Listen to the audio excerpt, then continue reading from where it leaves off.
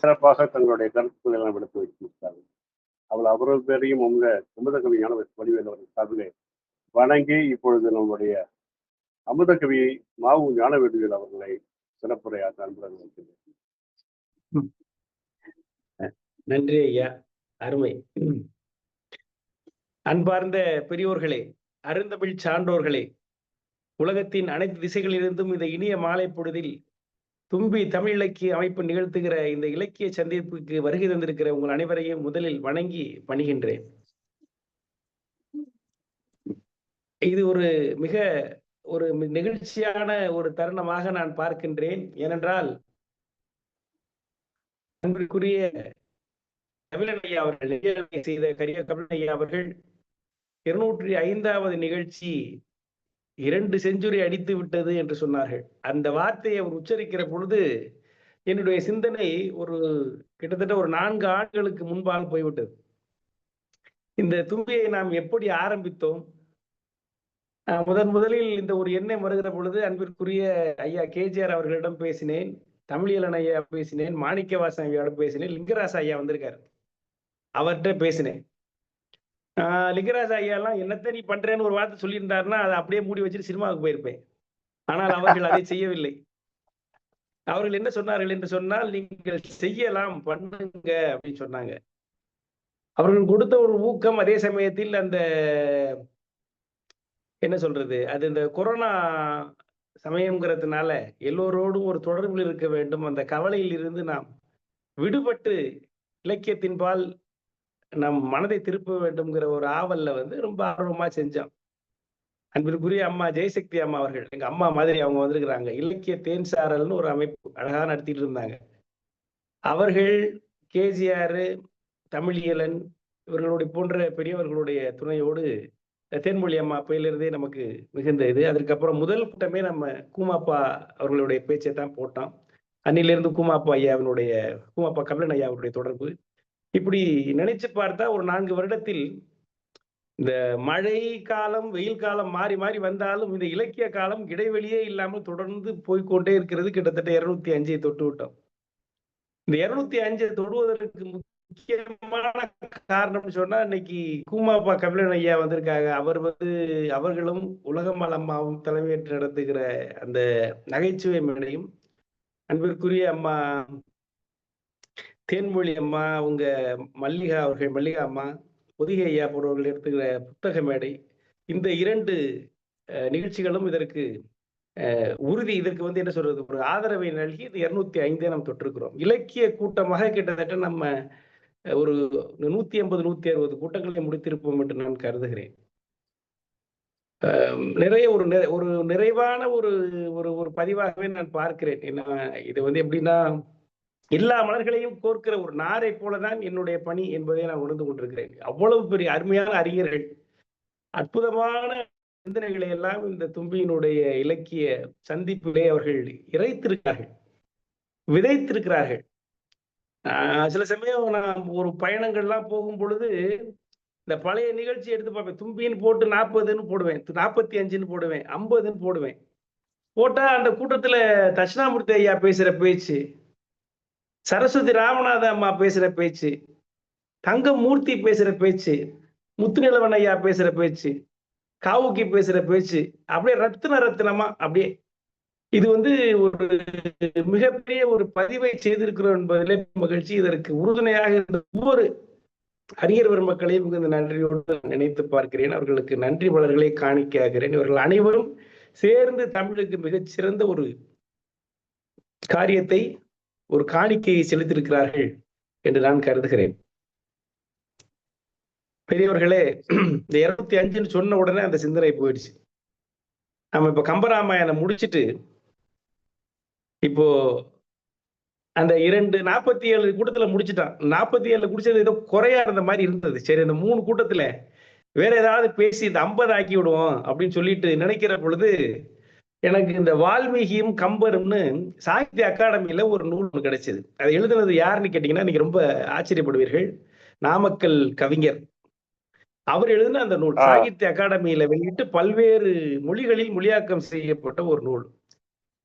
அவர் சில சில இடங்களை தொட்டு காட்டி அந்த வேறுபாடுகளை சொல்லியிருக்கிறார். அதைத்தான் நான் படிச்சு பார்த்துட்டு உங்கள்ட்ட இன்னும் 2 இடங்கள்ல ரெஃபரன்ஸ் பண்ணிட்டு உங்கள்ட்ட நான் என்னோட தெரிஞ்ச விஷயங்களை சொல்லிட்டு இருக்கேன்.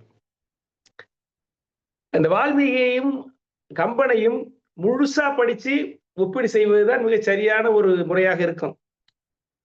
அதுக்கு 24,000க்கு மேற்பட்ட சுலோகங்கள் வால்மீகி பாடியிருக்கிறார். 10,000க்கு மேற்பட்ட பாக்களை கம்பர் பாடியிருக்கிறார். இது 2யும் படிச்சுட்டு ஒப்பீடு பண்றதுன்னா அது ஒரு ஒரு ஒரு ஆய்வுலையே அதற்கு அர்ப்பணிக்க வேண்டும். அது தேவையில்லாத வேலை அப்படின்னு நான் நினைக்கிறேன். நமக்கு என்ன மேட்ருன்னு தெரிஞ்சு போச்சு, கதை தெரிந்து விடுது. முக்கியமா அது என்ன, what is the glimpses, what is the extract of that கம்பேரிசன்ங்கிறது முக்கியம். அதை இந்த நூல் எனக்கு கொடுத்தது. அதை உங்களுடன் பகிர்ந்து கொள்ளலாம், பெரியவர்களோடு பகிர்ந்து கொள்ளலாம். ஒரு சின்ன பிள்ளை படிச்சுட்டு ஒப்பிக்கிற மாதிரியான ஒரு நிலைதான். அதை படிக்கிறப்போ நிறைய செய்திகள் நமக்கு ரொம்ப ஆச்சரியமாக இருக்கிறது. வால்மீகி முதல்ல அந்த கால வேறுபாடு, முதல்ல நம்ம அந்த என்ன பண்ணினாங்கிறது ஓரளவு எல்லாருக்குமே தெரியும். நமக்கு பாத்திர படைப்புகளில் நிறைய மாற்றங்களை செய்திருக்கிறார் கம்பர்.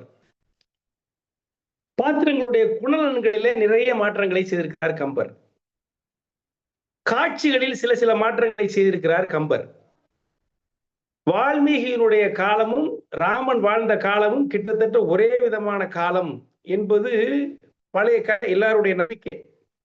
ஆக வால்மீகி தான் பார்த்ததை அல்லது கற்பனையாக கண்டதை அல்லது நான் அறிந்ததை அவர் ஒரு பெரிய உலகத்தின் மிகப்பெரிய கவியாக வால்மீகியை நாம் போற்ற வேண்டும். அந்த காலத்துல நம்ம சொல்றது எவ்வளவோ நூற்றாண்டுகளுக்கு முன்பாக இப்படி ஒரு கதையை அவர் சிருஷ்டித்து அழகாக கோர்வையாக, அவரை காட்டில ஒரு மிகப்பெரிய ஒரு கலைஞன், ஒரு கவிஞன், ஒரு கற்பனை இருக்க முடியுமான்னு சிந்திக்கவே முடியாது மனித வரலாற்றிலேயே.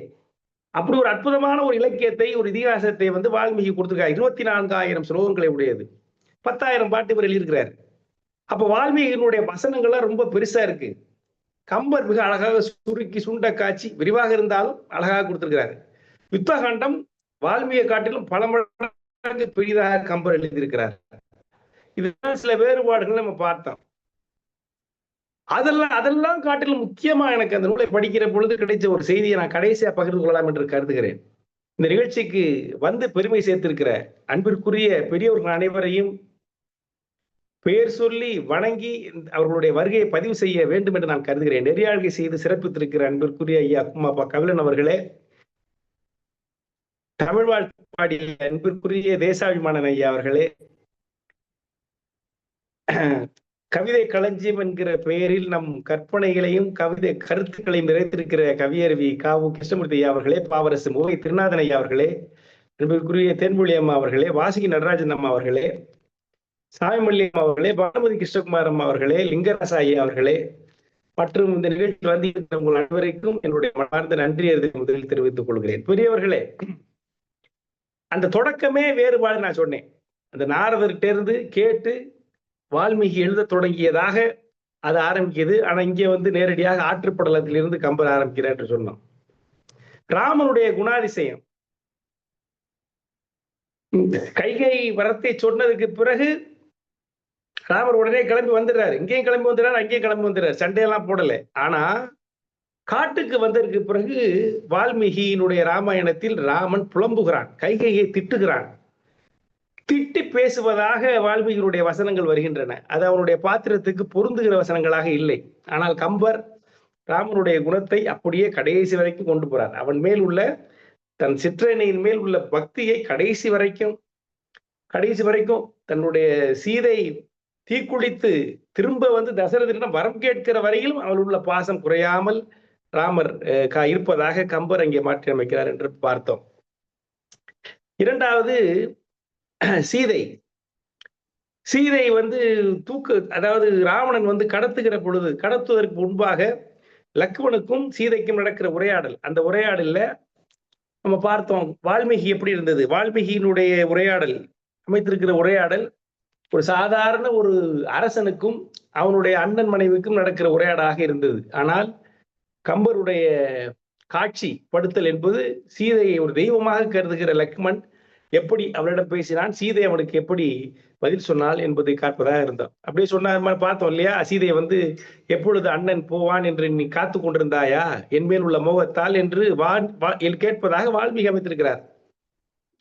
ஆனால் கம்பர் மிக அழகாக எவ்வளவு சொல்லுகிறார். அவன் யார் என்று நினைத்தீர்கள்?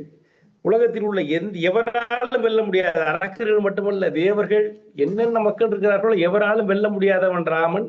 அவனை குறித்து நீங்கள் கவலை வேண்டாம், உங்களை பார்த்துக் கொள்வதுதான் என்னுடைய கடமை, அதை நான் மீற வேண்டியதில்லை என்று சொல்கிற பொழுது சீதை நான் சாக போகிறேன் என்று சொல்கிறாள். உடனே வேற வழி இல்லாமல் லக்மன் போவதாக மிக அழகாக மிக நாகரிகமாக அந்த காட்சியை அமைத்திருக்கிறார் என்று நாம் பார்த்தோம்.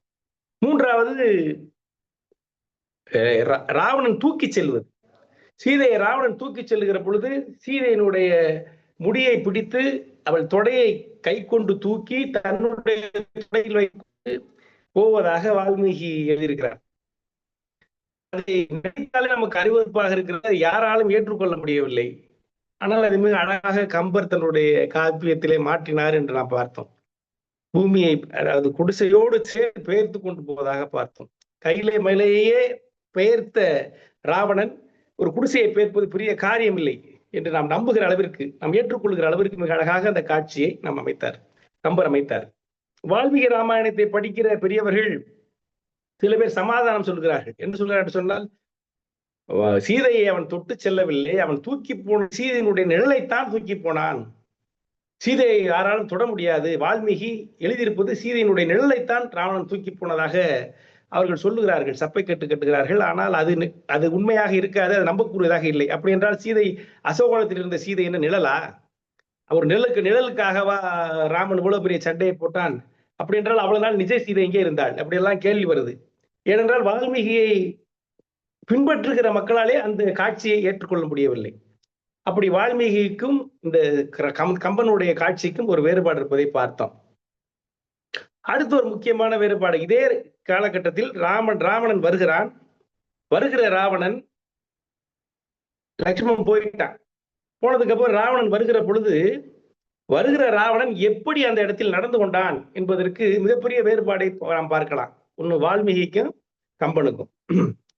வால்மீகி காவியத்தில் வருகிற ராவணன் தன்னை ஒரு அந்தணனாக மாற்றிக்கொண்டு கையிலே ஒரு குடையை வைத்துக் கொண்டு என்ன சொல்லுவாங்கல்ல, அந்த தண்டம், அந்த தண்டத்தை கையில ஏந்தி கொண்டு ஒரு அந்தனை போல வந்து அவரிடம் பேசுகிறான். யார்கிட்ட? சீதையிட்ட பேசுறான். அவர் பேசுகிற மொழிகள் எல்லாம் ஒரு அந்தணன் பேசுகிற மொழிகளாக இல்லை. 46வது சருக்கம், அதை மட்டும் படிச்சு காமிக்கலாம்னு நினைக்கிறேன். பொன் போன்ற மேனியை உடையராகி மஞ்சள் பட்டு உடுத்தி தாமரை ஓடை போல அழகான தாமரை மலர் மாலையை அணிந்திருக்கும் நீங்கள் யாரம்மா? அழகான முகம் பிடித்த மாதே, நீங்கள் யார்? உன் கீர்த்தி மிக அழகாக இருக்கிறதே. உங்களுடைய பற்கள் ஒன்றும் அழகாக கூரிய முனைகளை உடையவனாக வெண்மையாக இருக்கின்றன. உங்கள் கண்கள் விசாலமாக நிஷ்கலங்களாக செவ்வரி படர்ந்தவனாக இருக்கின்றன. கடிபாகம் விசாலமும் பெருமனாகவும் இருக்கிறது. உன் துடைகள் யானை துதிக்கை போல திரண்டு பருத்திருக்கின்றன. உன் மார்புகள் மிக அழகாக விளம்புகின்றன. அம்மணி, உன் புன்னகையும் பற்களின் அழகும் கண்களின் ஒளியும் உங்கள் மேடையும் ஆற்று நீர் கரையை கரைத்து கொண்டு ஓடுவது போல என் உள்ளத்தை முழுவதும் கவர்ந்து விட்டன. இதெல்லாம் யாரு பேசுகிறது? அந்தணனாக வருகிற ராவணன் பேசுவதாக வால்மீகியில் இருக்கிறது. இதை நம்மளால ஏற்றுக்கொள்ள முடியுமா? ஒரு அந்தணன் வந்து இப்படியா பேசுவான்? ஏதோ காதலை பேசுகிற மாதிரி. ஆனால் கம்பர் மிக அழகாக அதனை மாற்றுகிறார். எப்படி மாற்றுகிறார் என்று சொன்னால், வருகிற ராவணன் தன்னை ஒரு முதுபெரும் கிழவனாக ஒடிந்து விழுந்து விடுகிற அளவிற்கு முதுபெரும் கிழவனாக மாற்றிக்கொண்டு ஒரு முனிவராக, ஒரு தவசியை போல் வருவதாக அங்கே கம்பர் மாற்றி அமைக்கிறார்.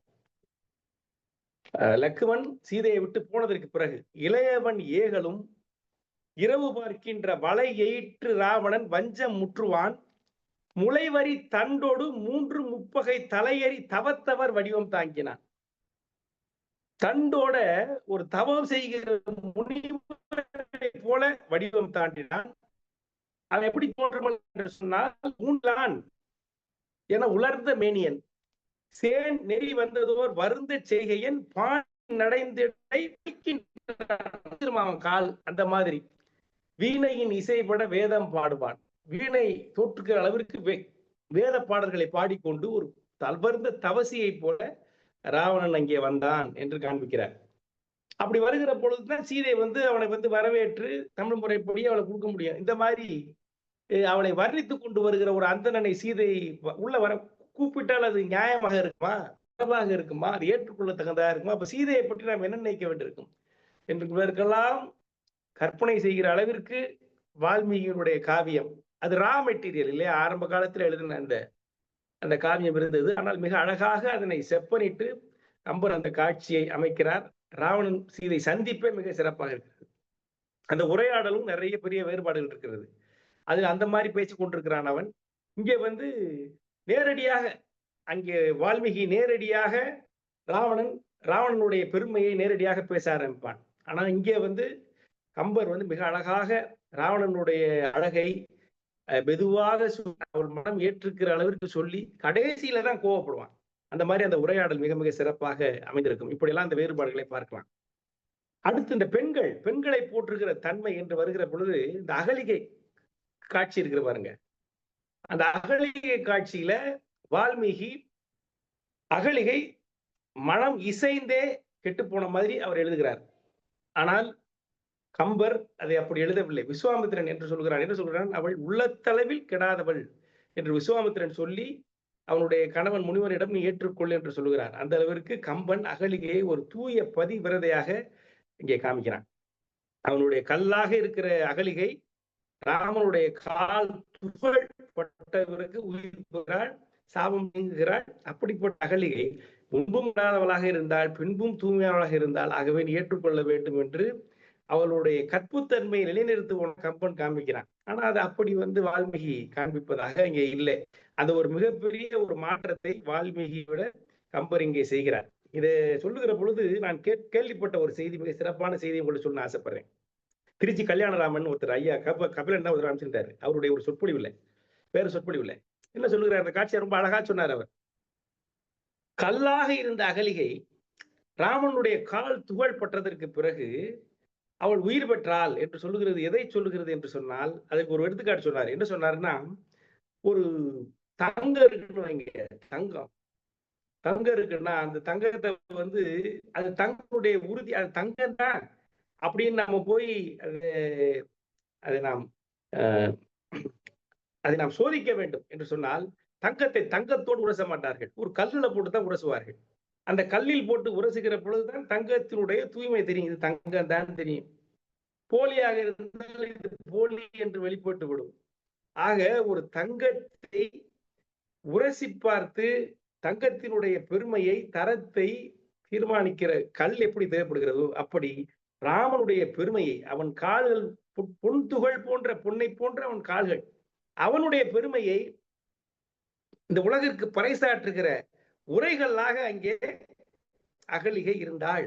அவள் கல்லா இருந்தான்னா சிலையாக இல்லை, அவள் கல் போல தன் மனதை அடக்கி கொண்டு ஒரு தவசியாக மாபெரும் தவத்தில் ஒரு கல்லை போல இருந்தாள். இவனுடைய கால் துகள் பட்டதற்கு பிறகு, அவனுடைய கால் பொன் துகள் போல பட்டதற்கு பிறகு அந்த கல் உயிர் பெற்றதுன்னு ரொம்ப அற்புதமான ஒரு வியாக்கியானம் பண்ணார்.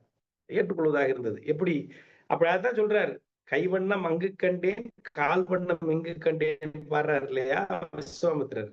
அப்படி ராமனுடைய பெருமையை உலகிற்கு எடுத்து காட்டுகிற ஒரு நிகழ்ச்சியாக அந்த நிகழ்ச்சி அமைகிற பொழுது அகலிகையை கல்லாக ஆக்க வேண்டிய கட்டாயம் அங்கே வால்மீகிக்கும் இருந்தது, கம்பனுக்கும் இருந்தது. ஆனால் கம்பன் மிக அழகாக அகலிகையை ஒரு கையெடுத்து ஒரு தெய்வத்தை போல் நமக்கு காட்சிப்படுத்துகிறான் என்பதை நாம் பார்க்கிறோம். அடுத்து இந்த வாலி இறந்துபட்டு விடுகிறான். வாலி இறந்ததற்கு பிறகு தாரை மேலே விழுந்து கொண்டு அழுகிறார். இது வால்மீகி மிக சிறப்பாக காண்பிக்கிறான். அந்த அழுகிற காட்சியை கம்பரும் காண்பிக்கிறார். கம்பரை காட்டிலும் வால்மீகி மிக சிறப்பாக காமிக்கிறார். என்ன காமிக்கிறார் என்று சொன்னால், ரொம்ப அழகா இருந்தது இந்த பாட்டு, இந்த பகுதி. சாரி,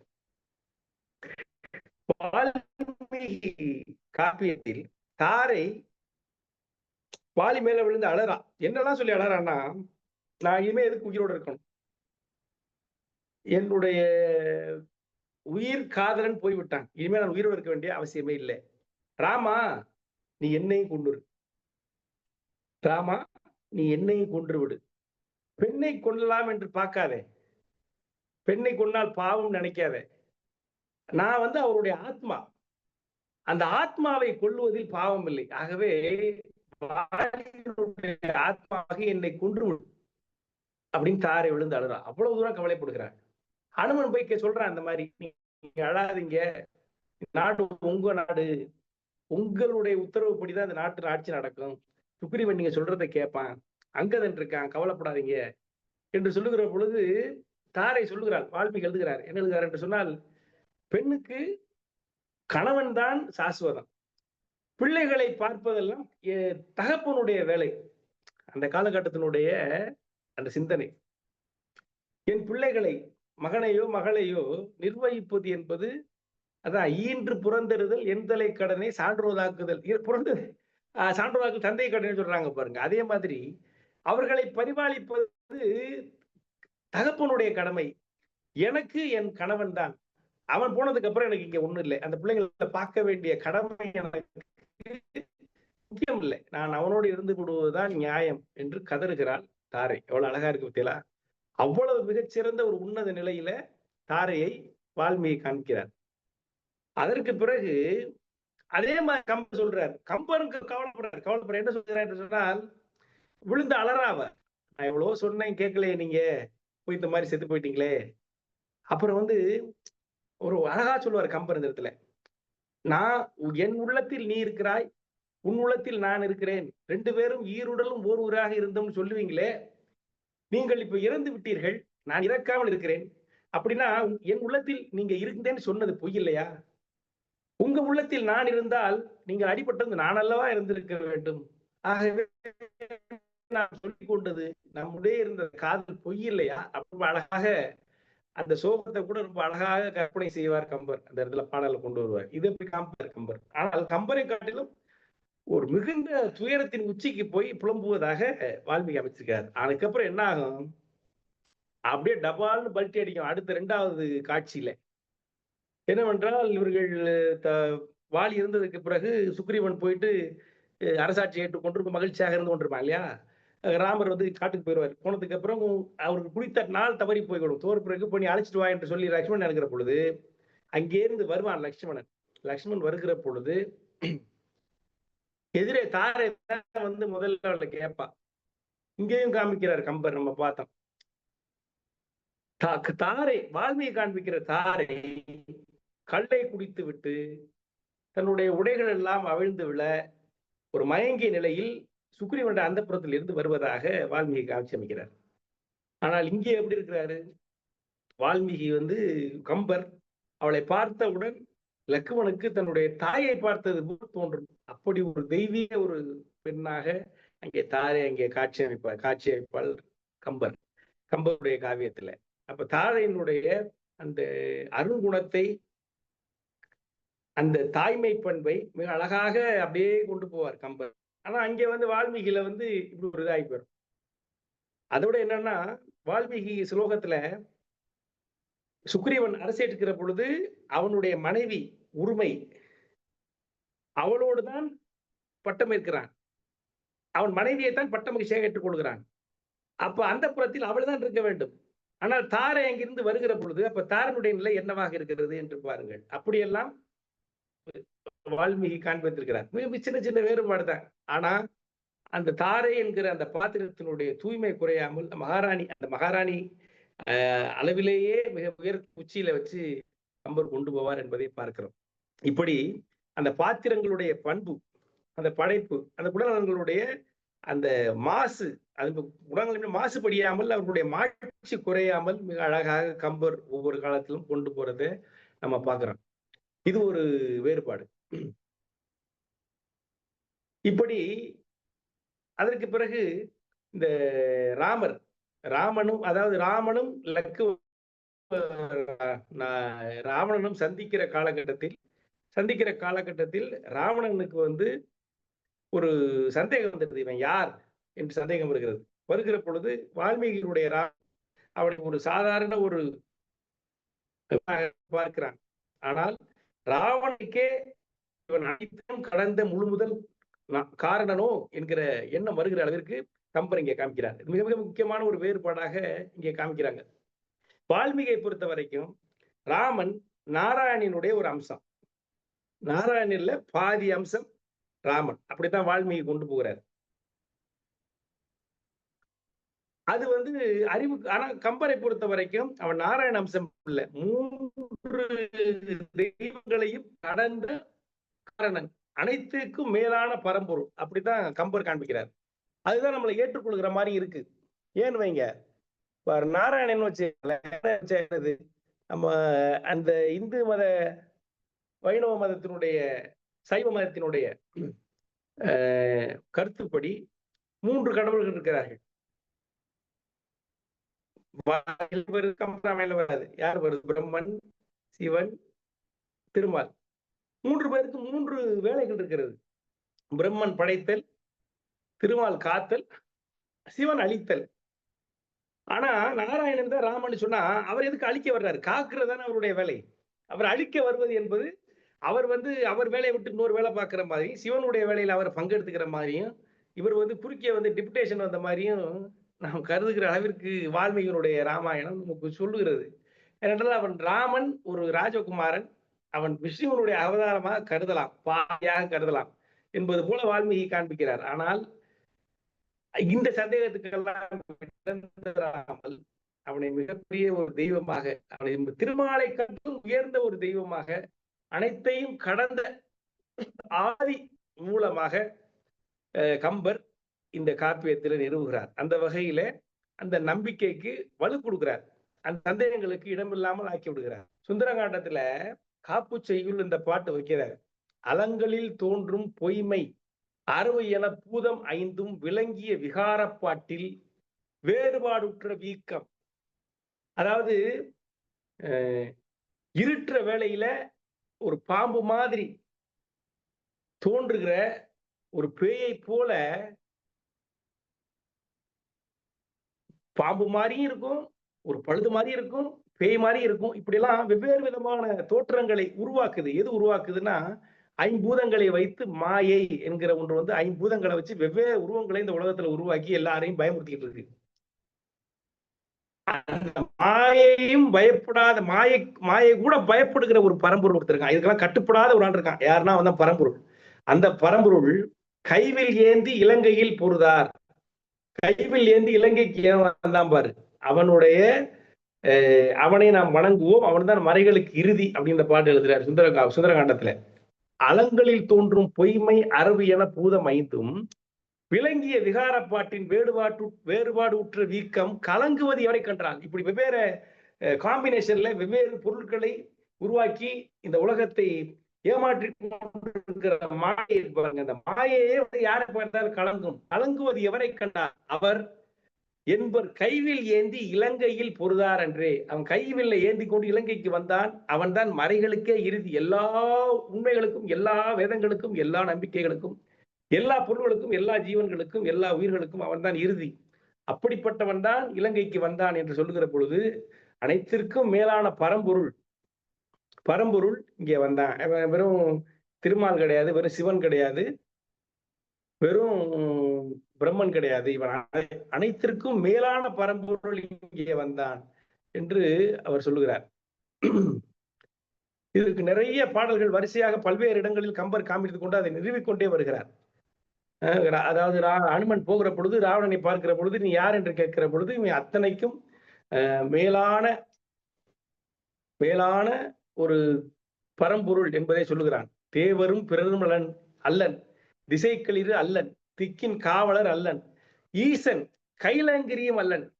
ஈசனும் கிடையாது, திக்கின் காவலன், திக்குகளை காவல் காக்கிறவனும் கிடையாது, தேவரும் கிடையாது, மூவரும் அல்லன். இந்த 3 பேருமே கிடையாது, பிரம்மா திரும்ப கிடையாது, மற்ற முடிவரும் அல்லன், எல்லை பூ வளையத்தை ஆண்ட புறவலன் புதல்வன் போலாம். அதாவது பரம்பொருளுடைய புதல்வன் வந்தான் என்பது போல அந்த பாடல்களை எல்லாம் இங்கே அமைச்சிருப்பார். மூலமும் நடுவும் ஈரும் இல்லது ஒரு மும்மைத்தாய காலமும் கணக்கும் நீத்த காரணன், கைவில் ஏந்தி சூளமும் திரிகங்கும் கரகமும் துறந்து தொல்லை ஆழமும் மலரும் வெள்ளி பொறுப்பும் விட்டு அயோத்தி வந்தான். எல்லாத்தையும் மூல முதல்வன் அவன் எல்லாத்தையும் விட்டுட்டு அயோத்திக்கு வந்தான் என்று சொல்லுகிற பொழுது, அனைத்தையும் மீறிய ஒரு தெய்வ பரம்பொருள் தான் நாம் நிறுவுவதன் காரணமாக அந்த நம்பிக்கை விதைத்தார் சொல்ல முடியாது. அந்த கதையில வந்து அந்த கான்ட்ராவெர்சிஸை பூரா குறைக்கிறார். இந்த கதையில் இருக்கக்கூடிய அந்த சந்தேகங்களை, விமர்சனங்களை எல்லாம் உடைத்து தள்ளுகிறார் கம்பர் என்பதை நாம் பார்க்கிறோம். இப்படி ஒரு ஒரு வேலை எடுக்கிற பொழுது அந்த வேலையை மிக அழகாக செப்பனிட்டு அந்த பாத்திரங்களுக்கெல்லாம் மாட்சியை ஏற்றி அதனுடைய பண்புகள் இறுதி வரை எங்கேயும் சிதிலப்பட்டு போய்விடாமல் அப்படியே அழகாக கொண்டு போகிற அந்த வேலையை மிக சிறப்பாக கம்பர் செய்கிறார். வால்மீகி ஆரம்பத்தில் நான் சொன்ன மாதிரி ஒரு ரா மெட்டீரியல் அது வந்து ராவா அப்போ அவர் எழுதுனது. அதுல சில அந்த காலத்திற்கு அதெல்லாம் சாதாரணமாக இருந்திருக்கும். சீதையை கையை தொட்டு தூக்கி கொண்டு போவதை இயல்பாக இருந்திருக்கலாம் அங்கே. ஆனால் பிற்காலத்தில் சீதையையும் ராமரையும் கடவுளாக வணங்கி கொண்டிருக்கிற காலகட்டத்தில் அதை நினைக்கிற பொழுதே அருவருப்பாக இருக்கிறது. ஆகவே அப்படியெல்லாம் இல்லாமல் மிக அழகாக இந்த மாற்றங்களை கம்பர் செய்தார். ஒரு வேலையை நல்லா செய்யறது உண்டு, கெடுக்கிறது உண்டு. அதுக்கு நிறைய எடுத்துக்காட்டுகள் இருக்கு. இந்த படங்கள்லாம் வரும் இந்த திருவிளையாடல் படத்துல கூட இந்த பாடல்லாம் இருக்கும். இதே மாதிரி காட்சி முன்னாடி பி.யு. சின்னப்பா பண்ணியிருப்பாரு இல்லையா? பாட்டும் நானே பாவமும் நானே, அந்த பாட்டு இருக்கு இல்லையா?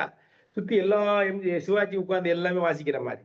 அதே காட்சியை வந்து பி.யு. சின்னப்பா அதுக்கு முன்னாடி ஏதோ ஒரு படம், அது என்ன படம்னு ஐயா காவுக்கு தான் சொல்லணும், எனக்கு இப்போ யோசிச்சு அதே மாதிரி நல்லா இருக்கும். ஆனால் அதை காட்டிலும் திருவிழா மிக சிறப்பாக இருக்கும். வேலையை அடுத்து செய்கிற பொழுது சில காலகட்டத்தில் அதை விட சிறப்பா செய்யணும் உண்டு. சில சமயம் அதை விட கெடுத்துறது உண்டு. அப்படிலாம் எல்லாமே கம்பன் மிக மிக சிறப்பாக இந்த வேலையை செய்திருக்கிறான். அதனாலதான் கம்பன் இன்னொரு கம்பனும் வருவானோ, இப்படியும் கவி தருவானோ என்றெல்லாம் நாம் போற்றுகிற அளவிற்கு கம்பனுடைய அந்த வேலைப்பாடு மிக சிறப்பாக இருக்கிறது என்பதை நாம் பார்க்கிறோம். இதான் மிகப்பெரிய வேறுபாடு. நீங்க ஒவ்வொரு காண்டத்துக்குள்ள போயிட்டு ஒவ்வொரு வசனத்துக்கு வசனம் பார்த்தோம்னா நிறைய வேறுபாடு பார்க்கலாம். அதை பார்ப்பது நம்மளுடைய வேலையும் இல்லை, அது தேவையும் இல்லை. ஒரு கதை, அந்த கதையில் எப்படி மிகச்சிறந்த கம்பன் அழகாக செய்திருக்கிறான், மிக சிறப்பாக செய்திருக்கிறான். ஆனா அதற்கு மூல காரணம் வால்மீகி இல்லை என்றால் இவனால் செய்திருக்க முடியாது என்பதை நாம் உணர்கிறோம். இப்ப அடுத்த ஒரு முக்கியமான ஒரு செய்திக்கு நான் வருகிறேன். முதல்ல சொன்ன மாதிரி இவ்வளவு சிறப்பாக செய்த கம்பன் ஏன் அவனே ஒரு காவியத்தை உண்டாகி இருக்க முடியாதா? இலியட், ஒடிசியா வெளிநாடுகள்லாம் சொல்றாங்கல்ல, அந்த மாதிரி ஒரு காவியத்தை கம்பனால் உருவாக்க முடியாது. அவனுக்கு என்ன கற்பனை வறட்சியா? இவ்வளவு சிறப்பாக செய்த ஒரு பழைய கற்கோயிலை ஒரு புனருத்தானம் செய்து கும்பாபிஷேகம் செய்வது போல மிக சிறப்பாக செய்த கம்பனால் தானாக ஒரு காப்பியத்தை செய்திருக்க முடியாதா என்கிற கேள்வியை நாம் எழுப்பி பார்க்க வேண்டும். ஏன் வால்மீகியை செய்தான் என்பதற்கு 2 காரணங்கள் இருக்கு. ஒண்ணு, என்னுடைய சிற்றறிவு சொல்றது நான் சொல்றேன். அதாவது எப்படின்னா, ஒரு கவிஞன் என்பவன், ஒரு புலவன் என்பவன் தான் கற்றறிந்த அறிவை இல்லையா, அதை இந்த சமூகத்தை திருத்துவதற்கு பயன்படுத்த வேண்டும். தன் முன்னால் நடக்கக்கூடிய கொடுமைகளை கண்டு கொதித்தட வேண்டும். தூக்கிட்டு போக முடியாது. இந்த அறிவால் அதற்கு ஏற்ற சிந்தனைகளை இந்த மக்கள் மத்தியிலே பரப்பி அந்த சமூக கேடுகளை, தீமைகளை அகற்றுவதற்கு அவன் முயல வேண்டும். அதைத்தான் காலங்காலமா புலவர்கள் வயிற்றுக்கு சோறு இல்லாத போதும் வீட்டு அடுப்படியில பூனை உரை கொண்டிருந்த போதும் அவர்கள் அறம் பாடிக்கொண்டே வந்தார்கள், அறச்செய்திகளை அறிவுறுத்திக் கொண்டே வந்தார்கள். ஏன் வேலையத்து போய் உட்கார்ந்து பண்ணாங்க? அந்த காலத்துல விவசாயம் பண்ணிட்டு பேசாம போயிருந்திருக்கலாம். ஏன் அவன் பசியில இருந்த போதும் பண்ணினான்னு சொன்னால் அவனுடைய கடமை. அப்படி கம்பன் ஒரு மிகப்பெரிய கவிஞன். அவன் அந்த நாட்டிற்கு, இந்த உலகத்திற்கு, இந்த சமுதாயத்திற்கு ஒரு நல்ல செய்தியை சொல்ல வேண்டும், மரக்கருத்துக்களை போதிக்க வேண்டும் என்று அவன் கருதுகிற பொழுது தானாக ஒன்று செய்தால் என்ன, இன்னொன்றை பயன்படுத்தி செய்தான. ஆனா அது செஞ்சுறதுதான் முக்கியம் இல்லையா? அப்பொழுது ராமாயணம், வால்மீகியோட ராமாயணம் தமிழ்நாட்டில் மிக பரவலாக இருந்திருக்கிறது. அப்போ நம்ம போன கூட்டத்தில் கூட பார்த்தோம், திருமால் செவி சீவகன் சீர் கேளாத செவி என்ன செவியேன்னு தான் சிலப்பதிகாரத்துல வருது. சீவகன் சீர் படிக்காத மக்கள் என்ன மக்களோ அப்படின்னு வரல அவரு. செவி என்ன செவியன்னா வெறும் செவிவழி செய்தியாக ராமாயணம் அந்த காலகட்டத்திலே இங்க பரவி இருந்திருக்கிறது. ஏன்னா அது வடமொழி காப்பியம்.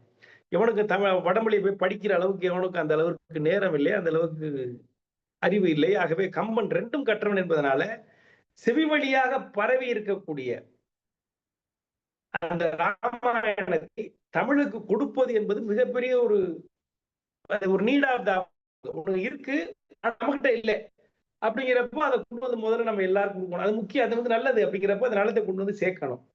எப்படின்னா காவிரியார் தஞ்சாவூர்ல இருக்கு, ராமநாதபுரம் வறட்சியில இருக்கு, தண்ணி தேவைன்னா அங்கேருந்து கொண்டு வந்து சேர்க்கிற மாதிரி அவர் அங்கேருந்து கொண்டு வந்து சேர்க்கிறார்.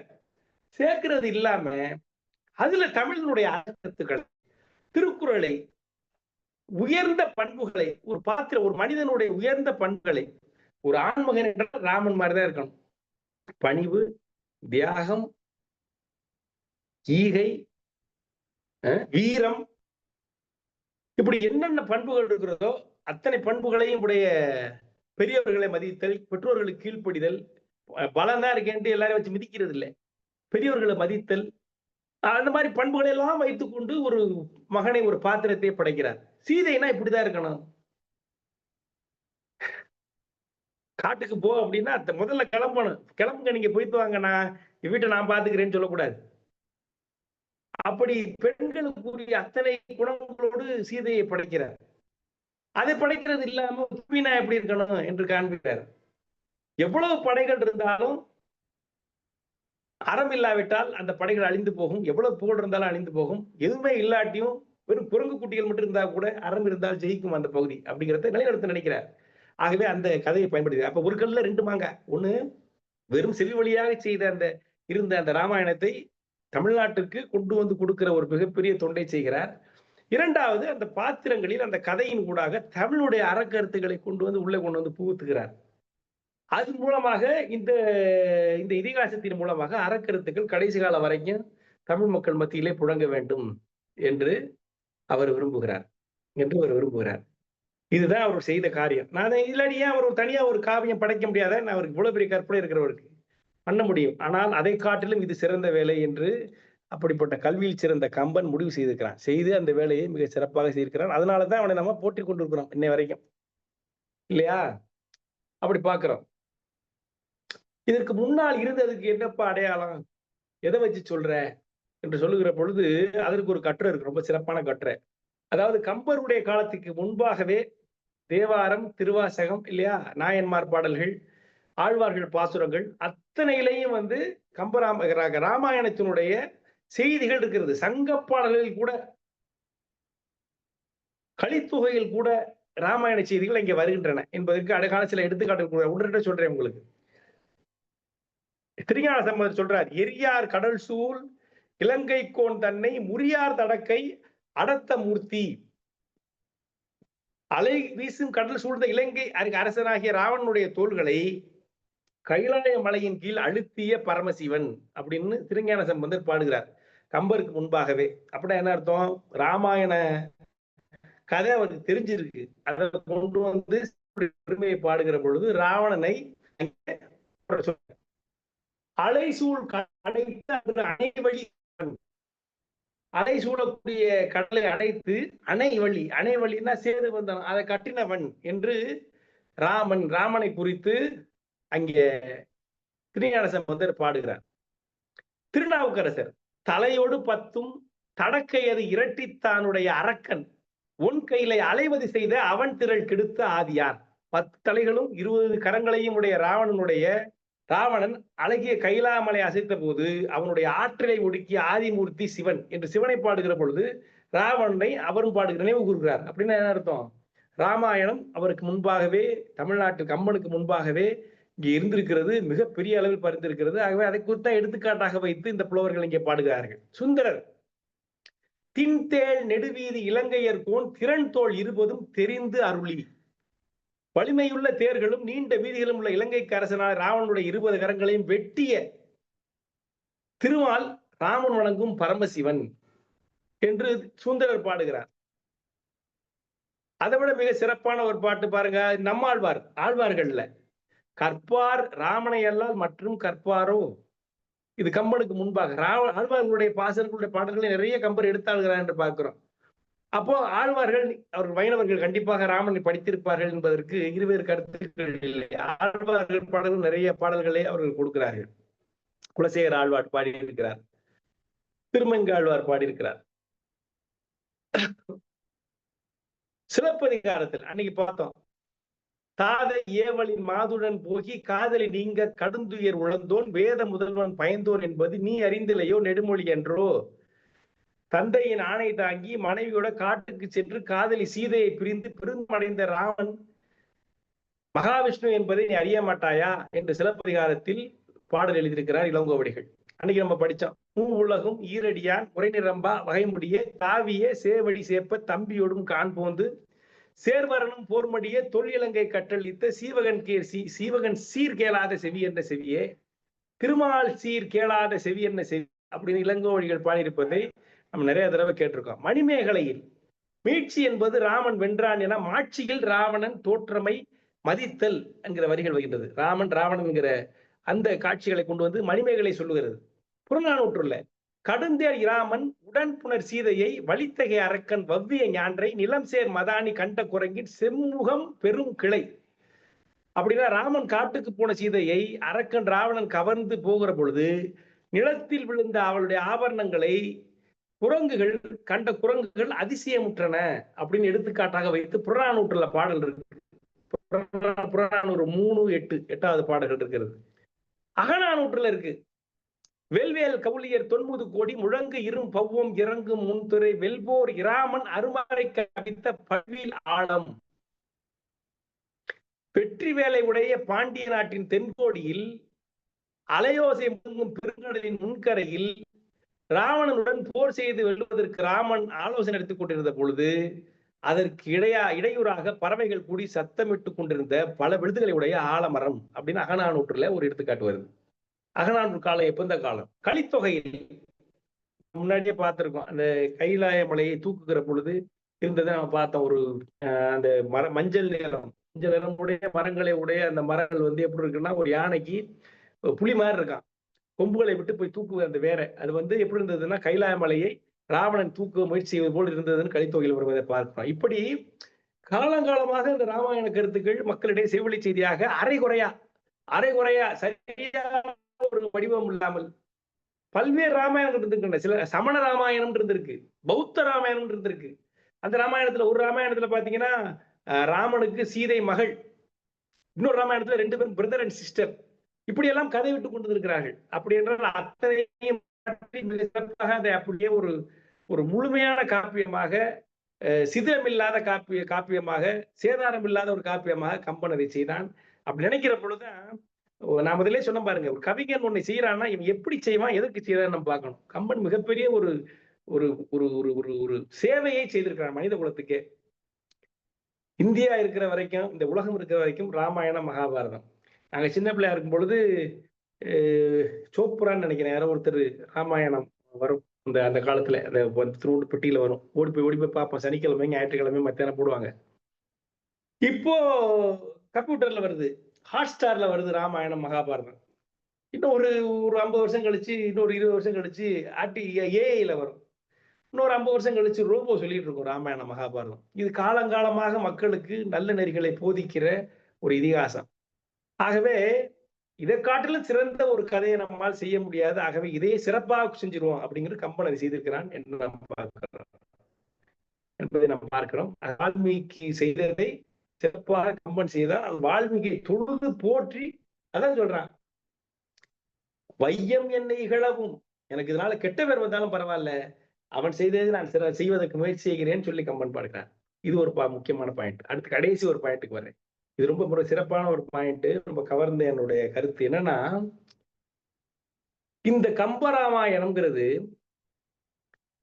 இந்த காப்பியத்தை, இது வந்து ஆரியருக்கும் திராவிடர்களுக்கும் இடைப்பட்ட ஒரு போட்டி அப்படின்னு சொல்லி தள்ளி வைக்கிறது சரியா அப்படின்னு ஒரு கேள்வியை நான் எழுப்பவில்லை, ராமலிங்க அடிகள் நாமக்கல் கவிஞர் எழுப்பி அவருக்கு விடை சொல்றார். என்ன சொல்றாருன்னா, மிக அழகா சொல்றார், ராமன் ஆரியன் என்றும் ராவணன் திராவிடர் என்று சொன்னால் 10 தலைகளுடைய யாராவது திராவிடர் இருந்திருக்கான உலகத்துல? அப்ப சூர்பனகை திராவிட பெண் என்று சொன்னால் நம்ம தமிழர்கள் திராவிடர்களுக்கு அந்த மாதிரி பெண் எந்த காலத்துல இருந்திருக்க வாய்ப்பு இருக்கா? நம்மளால ஏற்றுக்கொள்ள முடியுமா?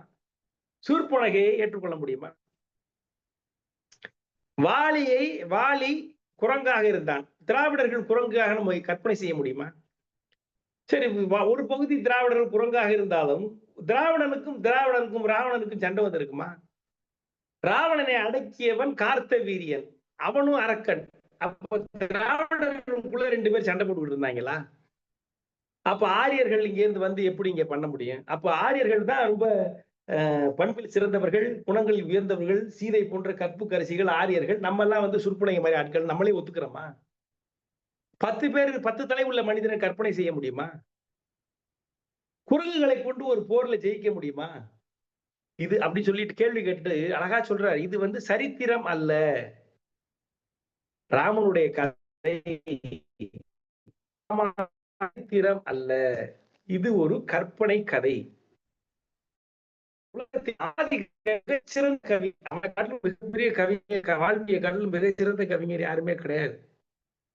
நான் யோசிச்சு பாருங்க, எத்தனையோ நூற்றாண்டுகளுக்கு முன்பாக இப்படி ஒரு மிகப்பெரிய கதை காவியத்தை அவன் ஞான திருஷ்டியில அவன் கண்டுபிடிச்சு எழுதி இன்னும் பல நூற்றாண்டுகளுக்கு இருக்கிற அளவிற்கு ஒருத்தன் படைக்க முடியும் என்று சொல்ல. நம்ம எழுதுறத ஐயா கவிஞன் யாரோ சொல்லுவாங்க, போன வாட்டி உங்க புத்தகத்தை பார்த்தேன் சார், பழைய புத்தகம் கிடைக்கல அப்படின்னு. நம்ம எழுதுற கவிதை புத்தகம்லாம் அடுத்த 2ஆம் மாசம் வந்துட்டு பழைய புத்தகம் கிடைக்கும். ஆனால் ராமாயணம், மகாபாரதம் போன்ற காவியங்கள் இன்றைக்கு இருக்கிற சொன்னா அவங்க எப்பேற்பட்ட ஞானத்தில் பெரிய பெரிய படைப்பாளிகள், உலகத்தில் பெரிய படைப்பாளிகள் இல்லையா? ஆகவே இது வந்து நடந்த கதை இல்ல. நீங்க போய் உட்கார்ந்துட்டு பூமிக்கு அடியில சேது பந்தனத்தை தோண்டுவதோ, அயோத்திக்கு கீழே சிலையை தோண்டுவதோ வந்து இதற்கு வந்து ஒரு ஒரு இருக்க முடியாது. கோயில் இருந்துக்கலாம், அது வேற பிரச்சனை. ஆனால் அதை வைத்துக் கொண்டு நடந்த கதை என்று நம்பிக்கொண்டிருப்பதை காட்டிலும் இந்த கதை என்ன சொல்லுகிறது என்று பார்த்து அதன்படி நடப்பதுதான் உத்தமம். அதுதான் உண்மையான பயன் என்று அழகாக அங்கே நாமக்கல் கவிஞர் சொல்லுவதை பார்த்து அன்பிலே வியந்து போனேன். பெரியவர்களே, இப்படி கம்பன் ஒரு மாபெரும் கொடையை தமிழுக்கு கொடுத்திருக்கிறான். அதனால்தான் கல்வியில் சிறந்த கம்பன், கம்பன் பிறந்த தமிழ்நாடு என்று படித்தவர்கள் அனைவரும் பாராட்டுகிறார்கள். இன்னைக்கு காலையில ஒரு பழைய ஒரு வீடியோ ஒன்று வந்துச்சு எனக்கு.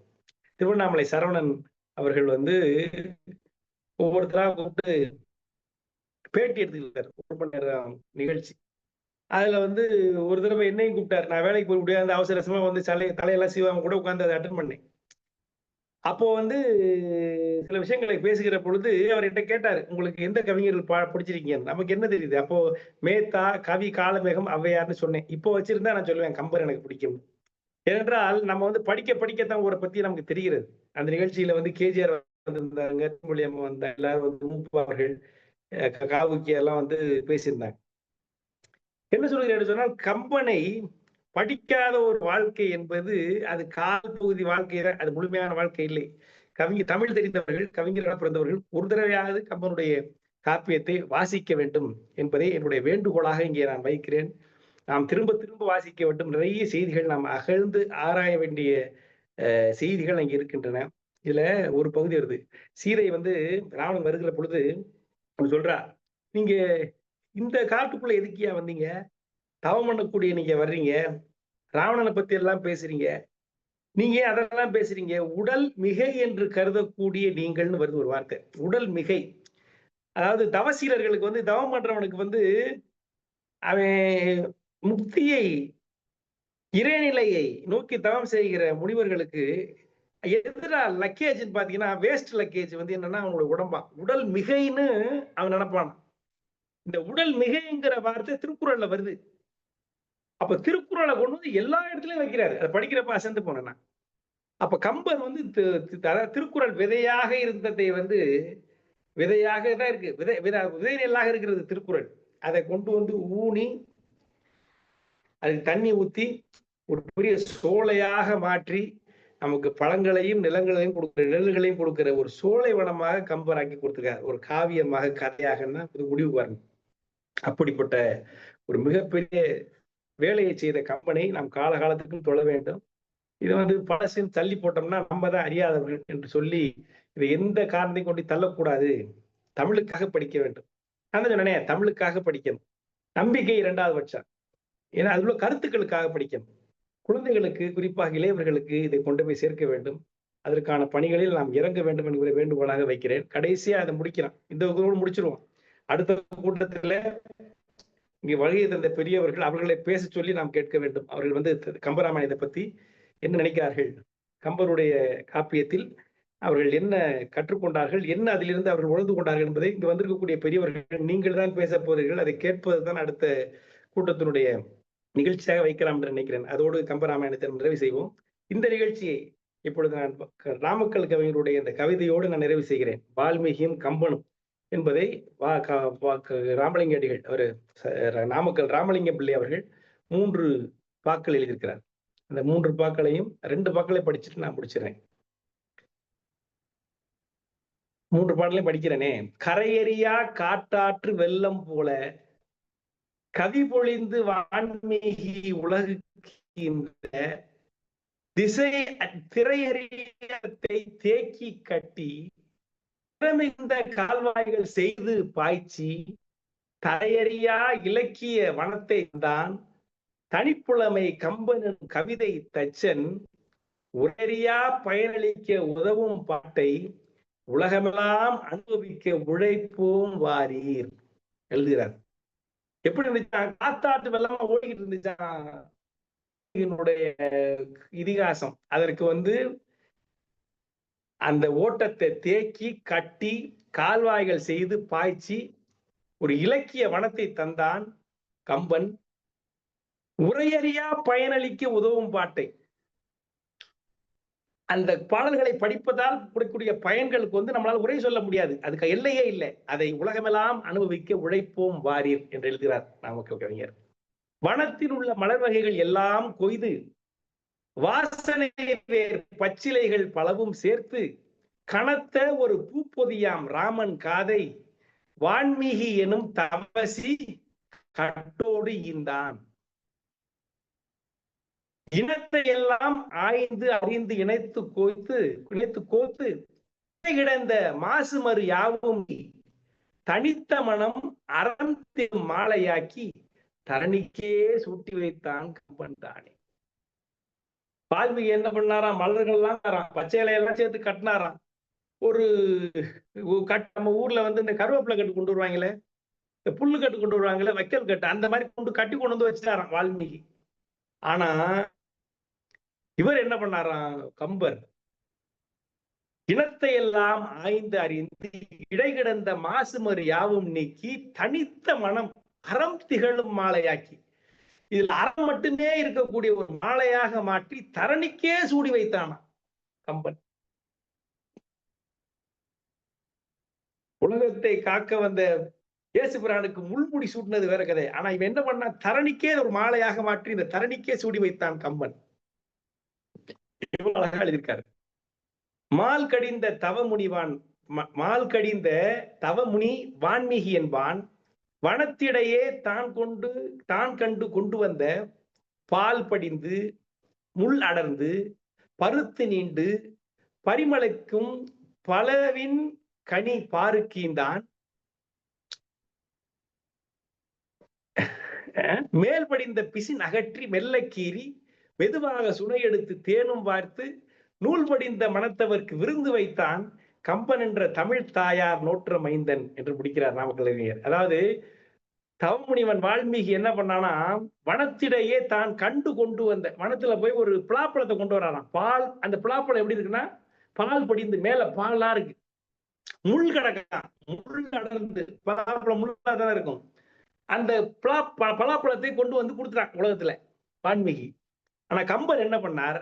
மேல் படிந்த பிசின் அகற்றி மெல்ல கீறி மெதுவாக சுளை எடுத்து, ரொம்ப வேகமா இல்ல, மெதுவாக சுளை எடுத்து தேனும் பார்த்து நூல் படிந்த மனத்தவர்க்கு விருந்து வைத்தான். நூல் படிந்த மனத்தவர்கள், புத்தகம் அறிந்த கற்றவர்களுக்கு, அறிஞர்களுக்கு, உங்களை போன்ற பெரியோர்களுக்கு விருந்து வைத்தான்.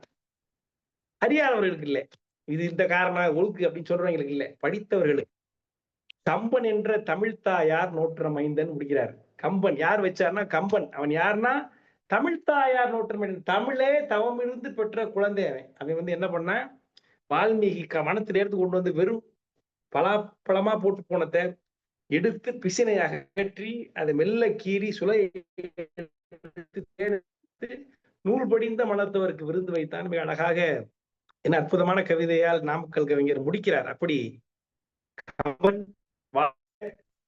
அவருடைய பணி வாழ்க. அவனை படித்தால் நாம் சிறப்புற்றோம், இந்த வையகம் சிறப்புற்றது. இந்த ஒரு மிகப்பெரிய பணியை ஒரு மிகச் சிறியவனாக நான் தொடங்கி அதை தொடர்ந்து நடத்தி நிறைவு செய்வதற்கு உதவி செய்த உங்கள் அனைவரையும் மீண்டும் மீண்டும் வணங்கி நிறைவு செய்கிறேன். பெரியோர்களே, வாழ்க வளர்க. நன்றி, வணக்கம்.